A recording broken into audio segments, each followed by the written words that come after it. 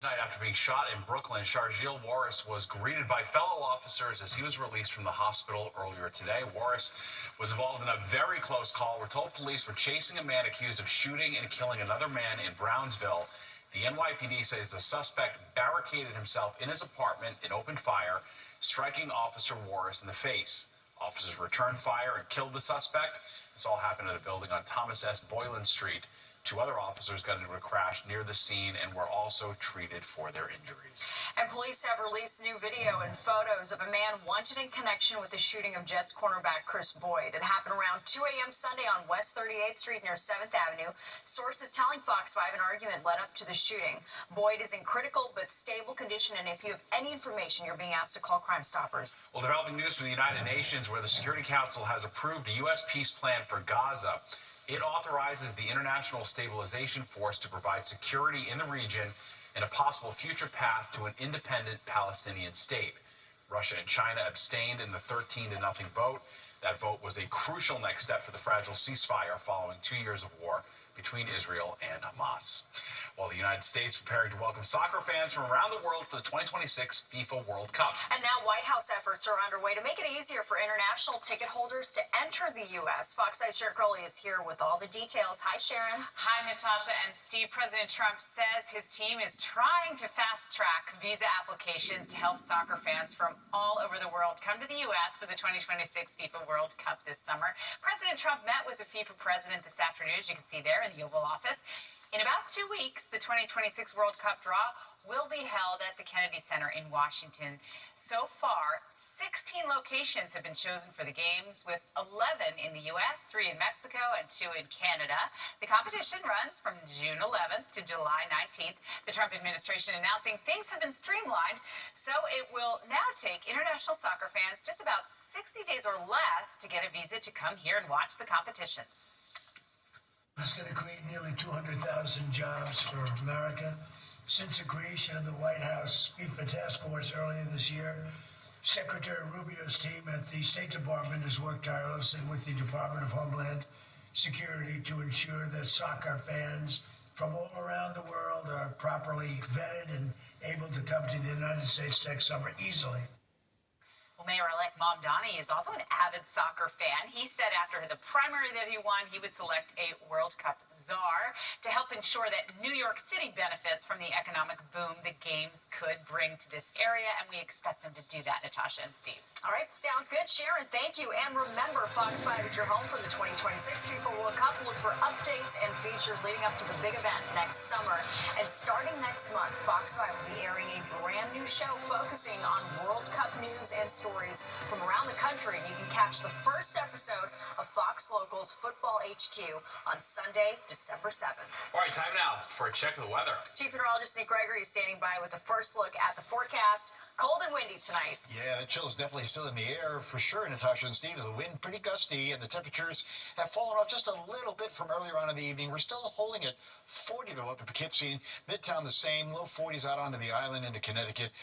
Belmar's down to 38, and we're seeing some lower 30s as you move further north and west. Now, the west wind is still a bit breezy, but not like what it was earlier, right? We're averaging about 10 to 15 miles per hour most areas, and the gusts are now pushing more in the 25 mile per hour range. That's a lot better than earlier on in the day, but it's still creating a bit of a wind chill.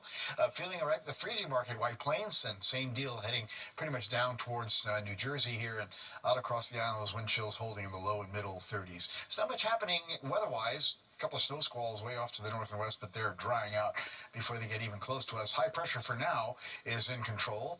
That storm is moving off to the north and east, but in between is where that gusty wind was sort of getting pushed through here.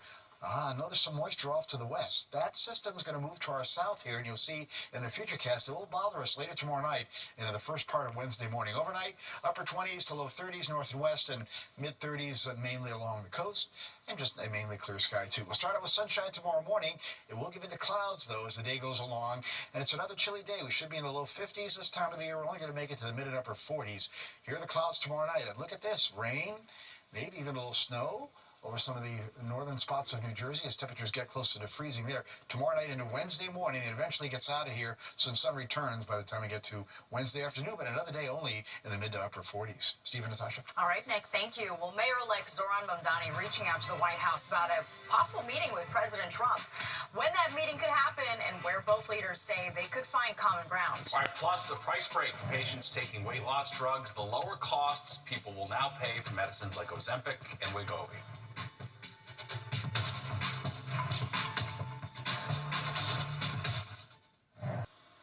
Mayor-elect Zoran Mamdani continues to build his administration with just 45 days to go until he takes office. All right, and a meeting with President Trump could be on his agenda after the president signaled the pair could work something out. Fox 5's Morgan Mackay has more from the newsroom on the potential sit-down.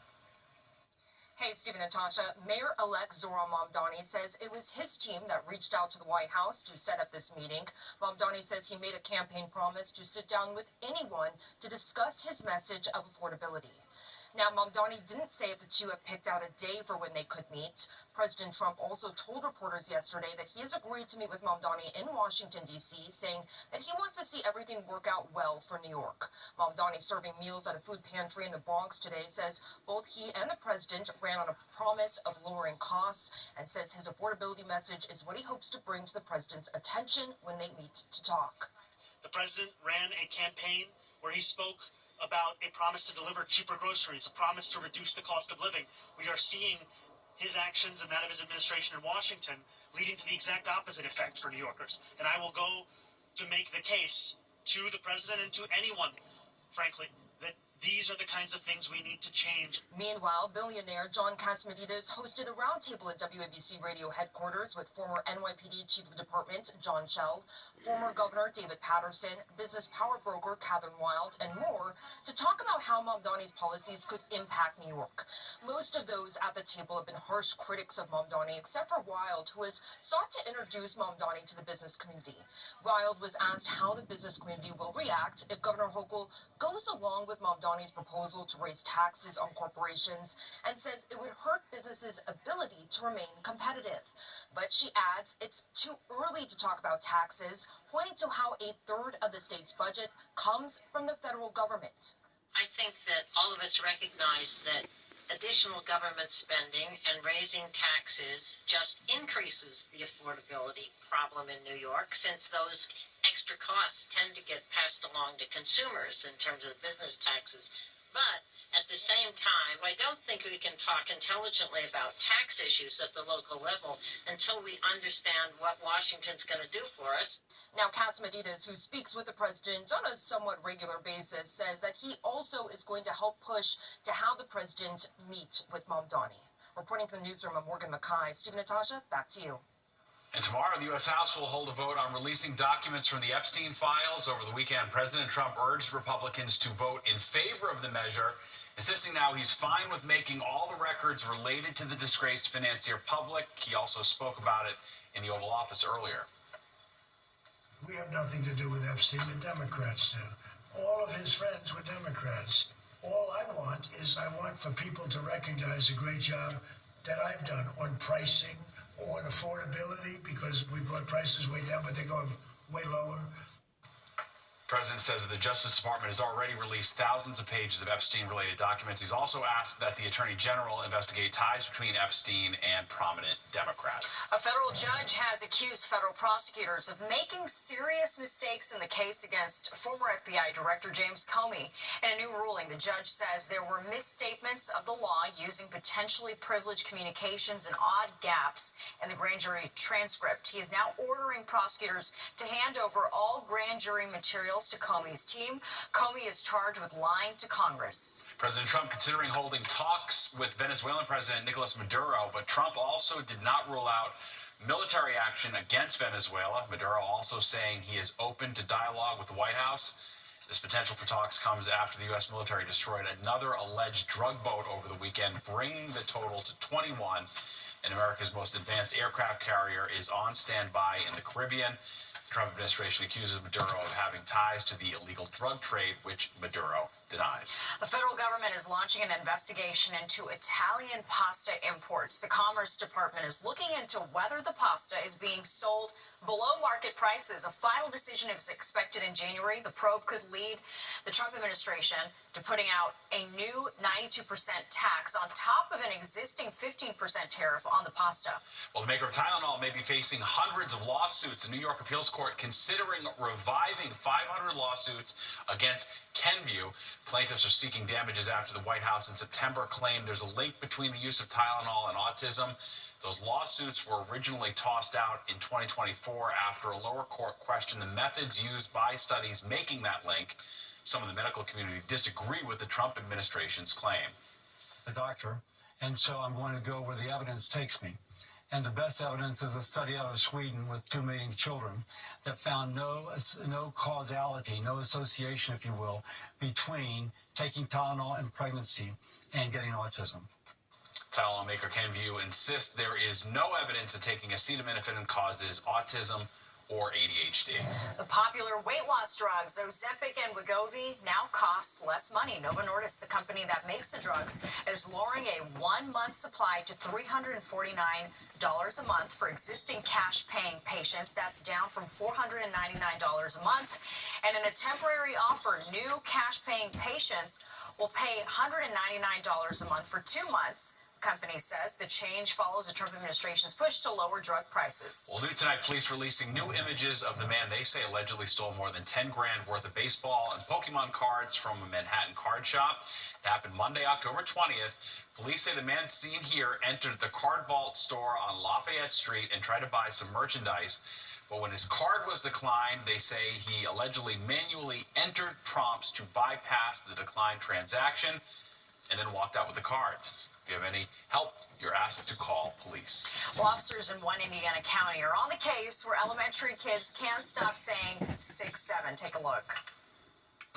Sheriff? I heard you did. 6-7. Wow. I'm pretty excited right now that we're giving out some tickets for this. Officers in that county have been handing out fake tickets to elementary school students caught saying 6-7 under a fictional new ordinance. The word 6 or 7 can only be used in relation to someone's age or a math problem. This has not stopped the kids, though, as they can be seen still saying the phrase after getting a ticket. I still don't know what it means. In Newark today, musician and producer Wyclef Jean stopped by a local high school for an early holiday present. All right, the Grammy Award winner donated musical instruments to American History High School as part of Music's Will, Wyclef's nonprofit organization.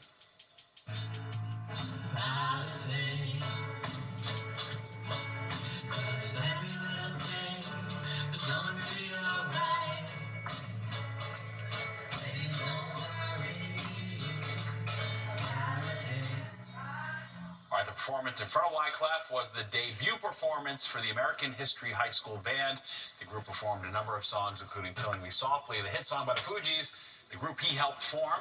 Wyclef then took the stage after speaking to the teenagers, singing and playing the drums. Pretty cool. Love to see that.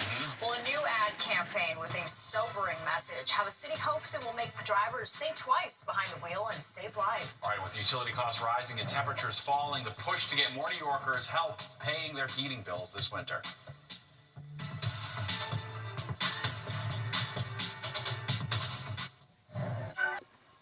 Powerful storms have been slamming Southern California. High winds knocked down part of this gas station in San Diego. Amazingly, customers could still pump gas even with the awning ripped straight off. What's known as an atmospheric river moved across the state over the weekend, hitting many areas that were already impacted by wildfires earlier this year, sparking concerns of mudslides. Evacuation orders in the area of the Palisades have now been lifted. Yeah, they can't catch a break over there. That's tough. Yep. All right, back here at home, let's get a check of the forecast. A cold one tonight. Yeah, it's almost cold in the wind, Nick. Yes, and that's been the story all day, and looks like the wind, although it'll be a a lot less than during the day. Still going to have a little impact on how it feels to be outside. Of course, the wind chill factor is something we're talking about. There's nothing much happening other than that, though. You see in the satellite view, we're in the clear for the most part. There are clouds and some snow showers still in parts of upstate New York, but that's not coming our way. We have a storm center up here in the Canadian Maritimes. There's high pressure off to the south, and in between is how that air sort of gets squeezed on through. Actually, one thing I wanted to show you, if we go back to the satellite view here, is this area of moisture that potentially is going to be brushing by us, I think, for tomorrow night and into early Wednesday. We'll see that here on the Futurecast. Overnight, just a mainly clear sky. We'll have sunshine tomorrow morning, but we'll start to give into clouds about midday. Watch our timestamp here. It's pretty much cloudy after that. And then here we go. About 11 o'clock at night, we start to see some rain move in, particularly again from the New York City area on southward. A little snow could mix in on the northern fringe of this as we get on in towards the early part of Wednesday. Now here's 8, 9 o'clock Wednesday morning. That's when it really starts pulling out of here.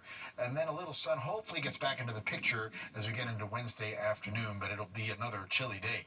Like tonight, kind of cold, upper 20s, low 30s, northern western colder spots, mostly middle 30s along the coast. That does include the city at 36. And gives a few scattered clouds. Tomorrow, sun will give in to clouds, and we should be up in the lower 50s still this time of the year, but notice these temperatures only in the middle to mostly upper 70s, and again that rain threat later tomorrow night into the first part of Wednesday. Natasha?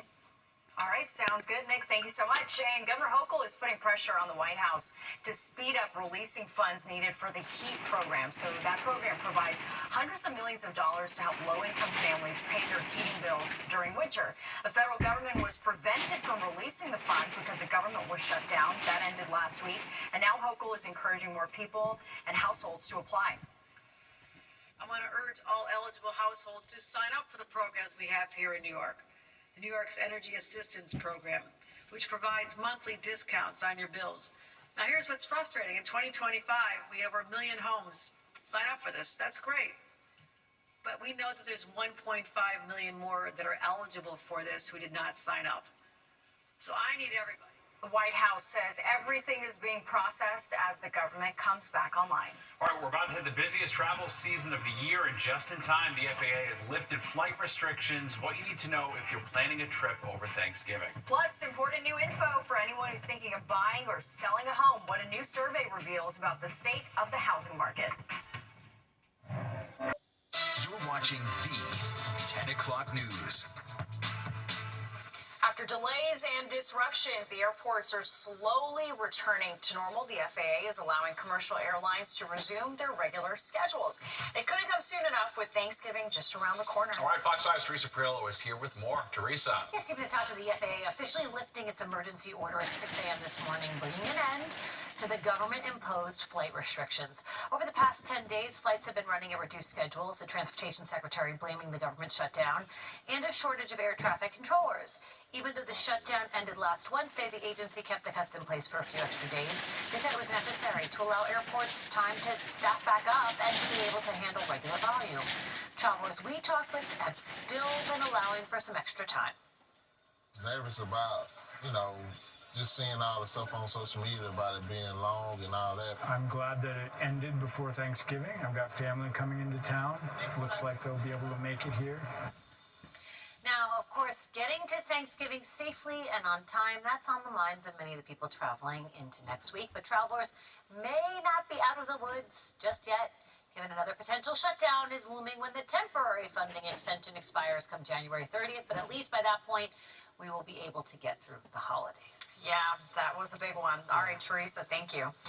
And you can get a lot of things on Amazon, and soon you'll be able to shop for used cars made by Ford. A deal between the two companies will allow customers to browse local dealers' pre-owned Ford vehicle selections on Amazon Autos. Buyers will then be able to complete most of the paperwork online and schedule a time to pick up their car in person.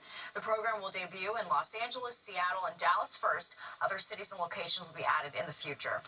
And as the skies get darker earlier and we move into winter, it can be a dangerous time for drivers. Today, the city launched a powerful new PSA aimed at getting drivers to think twice. That's right. That ad will start appearing on TV, streaming services, billboards, and more. This comes as city officials tout Vision Zero, which started more than a decade ago. Fox 5's Arthur Chan takes a look at if Vision Zero is working and also gives us a preview of the ad. The ad is jarring, although not nearly as jarring as getting hit by a driver. The city on Monday unveiled its new public awareness campaign called One Choice Can Change Everything. You can't rewind a crash. The ad shows a driver running a red light as a mother holding her child's hand crosses the street. The driver crashes into them, and then the driver seems stunned. At that point, the commercial begins to rewind, a luxury we don't get in real life. One choice, a bad one, made in a hurry that takes the life of a mother as she and her daughter attempt to cross the street. The transportation commissioner referencing how a driver slammed into Natasha Sada and her 3 children in March, killing the mother and her 2 daughters, just 5 and 8 years old. The driver, Miriam Yarimi, was driving with a suspended license behind the wheel of a car ticketed around 100 times in the 12 months prior to that crash. Even so, the city's DOT says Vision Zero, introduced in 2013, is working. That traffic deaths have dropped 18% since last year. Transportation experts say the drop coincides with the drop in car traffic because of congestion pricing, but also credits changes in policy and street redesigns brought on by Vision Zero. When we look at street redesigns, we look at daylighting, we look at raised crosswalks, we look at better pedestrian lights, things like that, that really do make our streets intersections safer.